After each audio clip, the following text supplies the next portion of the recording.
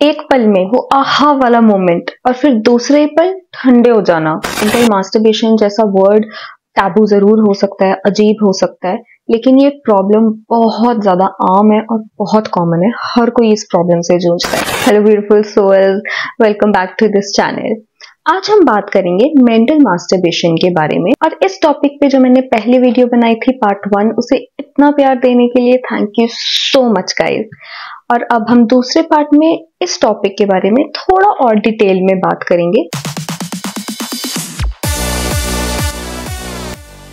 तो सबसे पहले तो मेंटल मास्टरबेशन होता क्या है।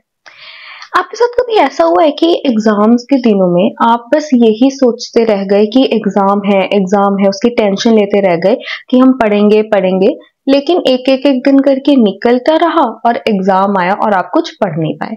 या फिर अगर आप ऑफिस जाते हो, काम करते हो, तो आपको कोई प्रेजेंटेशन बनानी है, लेकिन आप टालते रहे कि अब बनाएंगे और at the end of the day deadline ही निकल गई।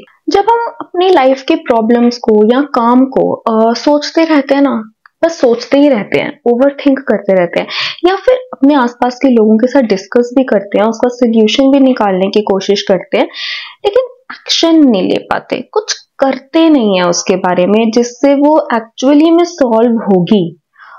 उस चीज के लूप में फंसने को ना, उस चीज के एक चक्र में फंसने को मेंटल मास्टरबेशन कहते हैं। जब हम रिस्क लेने से डरते हैं कि अगर हमने ऐसा किया तो क्या होगा, क्या नहीं होगा, कुछ समझ नहीं आएगा, हम बस डरते रह जाते हैं और फिर वो वक्त निकल जाता है। और एक और चीज होती है, कभी कभी तो हमारे पास बहुत अच्छे आइडियाज आ जाते हैं, या कोई हमारे जान पहचान के लोग हमें आइडियाज देते हैं और हम एकदम से वो आहा वाला मोमेंट आता है, और फिर हम धीरे धीरे ठंडे हो जाते हैं कि अरे यार ये आइडिया काम नहीं करेगा, ये ऐसे होगा वैसे होगा। हम उस आइडिया में ही बुराइयां ढूंढने लग जाते हैं, उस आइडिया में ही प्रॉब्लम्स ढूंढने लग जाते हैं अपनी प्रॉब्लम्स को सॉल्व करने की जगह। अगर ये आपके साथ बहुत रिपीटेडली हो रहा है ना, तो आप समझ जाओ कि आपका ब्रेन मेंटल मास्टरबेशन के लूप में फंस गया है और अब आपको कुछ करने की जरूरत है।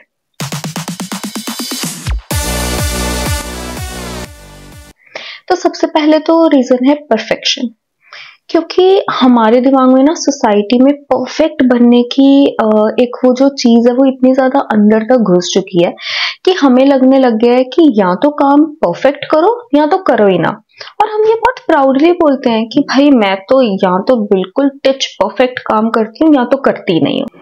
अब ये एक तरह से अच्छी चीज है, ठीक है, आप जो भी करो उसे परफेक्शन के साथ करने की पूरी कोशिश करो, लेकिन इसका मतलब ये नहीं है कि आप जब तक परफेक्ट बन ना जाओ आप कुछ करो ही नहीं, राइट।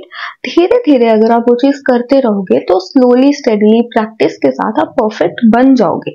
आप धीरे धीरे इम्प्रूव करने लग जाओगे, अपने प्रॉब्लम्स का सोल्यूशन ढूंढने लग जाओगे। लेकिन अगर यही सोचते रहोगे कि नहीं अभी मैं परफेक्ट नहीं हूं, मैं नहीं कर सकता, कैसे करूंगा, तो वो प्रॉब्लम या वो काम कभी सॉल्व ही नहीं होगा। दूसरा रीजन है एंजाइटी। जब हम ओवर थिंक करने लग जाते हैं किसी चीज के बारे में और ये सोचने लग जाते हैं कि इसका अंजाम क्या होगा, अगर मुझसे कुछ गलत हो गया तो और ज्यादा प्रॉब्लम में फंस जाऊंगा, और फिर ऐसा सोचते सोचते हमें घबराहट होने लग जाती है। अब ये चीजें बहुत सारे लोगों के हाथ में नहीं होती, और इस वजह से उनके साथ ये मेंटल मास्टरबेशन जैसी चीज होनी लाजमी है, क्योंकि वो इस पे काम नहीं कर पाते और ओवर थिंक ही करते रह जाते हैं। अब तीसरा रीजन है इसका स्ट्रेस। जब हम डिप्रेस्ड होते हैं या किसी चीज को लेके बहुत ज्यादा टेंशन में होते हैं, कोई कैसी चीज होगी, किसी के बारे में, अपने बच्चों के बारे में, पेरेंट्स के बारे में, कोई भी प्रॉब्लम हो सकती है लाइफ की, तो वो जो स्ट्रेस है वो बस हमें बिठाकर हमें दुखी करता है और हमें किसी भी तरह का कोई एक्शन लेने के लिए रोकता है। तो या तो इस स्ट्रेस से हम बहुत जल्दी कोई रैश डिसीजन ले लेते हैं जो एंड में हमें पता लगता है कि गलत है, या फिर हम कोई डिसीजन नहीं ले पाते।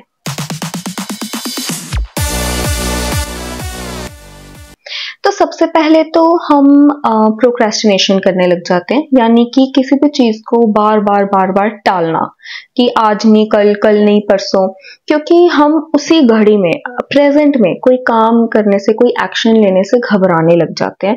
हमें समझ नहीं आता कि ये सही है गलत है, इसलिए हम उस चीज को टालते रहते हैं कि यार कल देखेंगे, परसों देखेंगे, अभी सो जाते हैं, ऐसा। सेकेंड जो हमारे साथ होता है वो ये है कि हम और ज्यादा एंशियस और स्ट्रेस में आ जाते हैं। रीजन कि देखो, अब हमने ये देखा कि मेंटल मास्टरबेशन का रीजन भी एंजाइटी और स्ट्रेस है, और इसकी वजह से और एंजाइटी और स्ट्रेस होता है। और ये ऑब्वियस है ना, क्योंकि जब हम टेंशन में हैं, घबराए हुए हैं, तो हम कोई काम नहीं करते, और जब हम कोई काम नहीं करते तो हमारी प्रॉब्लम सॉल्व नहीं होती, और इस वजह से हम टाइम के साथ साथ और ज्यादा स्ट्रेस्ड हो जाते हैं कि इतना टाइम हो गया और प्रॉब्लम ही सॉल्व नहीं हो रही। लेकिन हम ये नहीं समझ पाते कि हमने उस प्रॉब्लम को सॉल्व करने के लिए कुछ किया तो है ही नहीं।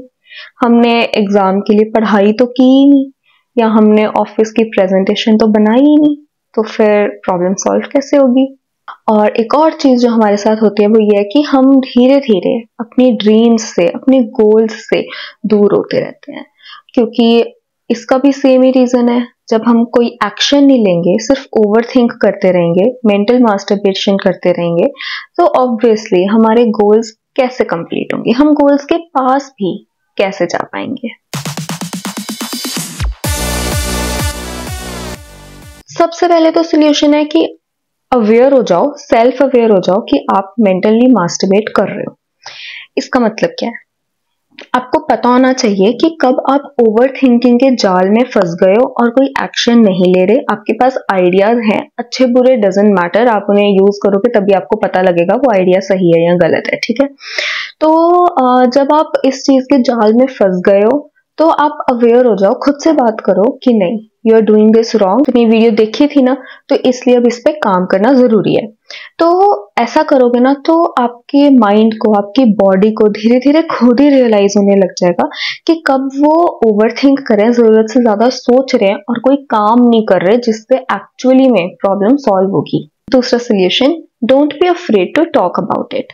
मतलब कि आपको हर वक्त सारी दुनिया के सामने परफेक्ट हैप्पी बने रहने की जरूरत नहीं है। एटलीस्ट आप अपनी लाइफ में चुनिंदा ऐसे लोग रखो, एक या दो भी चलेंगे, चाहे आपके पेरेंट्स हैं, आपके भाई बहन हैं, फ्रेंड्स हैं, जो भी हैं, उनसे अपनी प्रॉब्लम्स डिस्कस करो कि मैं इस जाल में फंस गया हूँ, मैं ओवर थिंकिंग करने लग गया हूँ, या मुझे बहुत जल्दी गुस्सा आ जाता है, या मैं कोई काम कर नहीं पा रहा हूँ, मैं हर चीज को टालता रहता हूँ। आप उस चीज को एक्सेप्ट करो। अपनों से बात करने से घबराओ मत, क्योंकि आप जितना बात करोगे उतनी आपको सॉल्यूशंस भी मिलेंगे और हिम्मत और हौसला भी मिलेगा सॉल्व करने का। थर्ड सॉल्यूशन है टेक एक्शन। ये सबसे इंपॉर्टेंट सॉल्यूशन है एक्चुअली में, क्योंकि आपकी जो भी प्रॉब्लम है वो छोटी बड़ी जैसे भी हो सकती है, और उसका सॉल्यूशन ना बहुत छोटे छोटे भी हो सकते हैं। ऐसा कुछ नहीं है कि हर प्रॉब्लम का सॉल्यूशन कोई बड़ा कन्फ्रंटेशन या कोई बड़ा डिसीजन होता है। हम छोटे छोटे जब रोज के काम करना स्टार्ट कर देते हैं तो बहुत सी प्रॉब्लम्स वैसे ही सॉल्व हो जाती हैं। तो आप एक्शन लेना शुरू करो। आपको अगर कोई इशू है, कोई लैंडलॉर्ड का या किसी भी तरह का कोई इशू है, और अगर आपको लगता है कि सिर्फ एक फोन कॉल करने से वो इशू सॉल्व हो सकता है, तो करो हिम्मत और करो फोन कॉल, उसके बाद देखेंगे कि क्या होता है।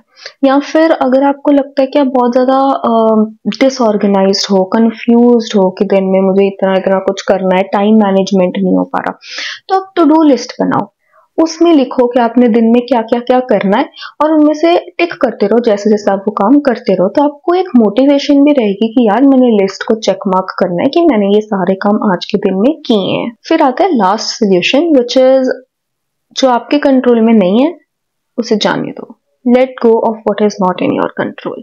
मतलब अब आप एक्शन तो ले सकते हो, अब आप वो फोन कॉल तो कर सकते हो, लेकिन सामने वाला आपसे कैसे बात करता है, प्रॉब्लम सॉल्व होती है कि नहीं, वो आपके हाथ में नहीं है। ऐसा जरूरी नहीं है कि आप फोन कॉल करो और सारा कुछ सॉल्व हो जाए, शायद ना हो, शायद चीजें बिगड़ जाए, लेकिन वो आपके हाथ में नहीं है। राइट?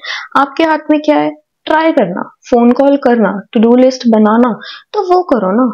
उसके बाद की टेंशन आप क्यों ले रहे हो? वो आपके हाथ में जो नहीं है उसे भगवान पे छोड़ दो, ऊपर वाले पे, फ्यूचर पे छोड़ दो। बाद में डिस्कस करेंगे, बाद में देखेंगे कि अब उस नई प्रॉब्लम का सोल्यूशन कैसे निकले, पहले पुरानी तो सॉल्व कर लो। गाइस, ये मेंटल मास्टरबेशन जैसा वर्ड टैबू जरूर हो सकता है, अजीब हो सकता है, लेकिन ये प्रॉब्लम बहुत ज़्यादा आम है और बहुत कॉमन है, हर कोई इस प्रॉब्लम से जूझता है। इसलिए हम जितनी इस प्रॉब्लम के बारे में बात करेंगे, अवेयरनेस फैलाएंगे, उतना सबको हेल्प होगी।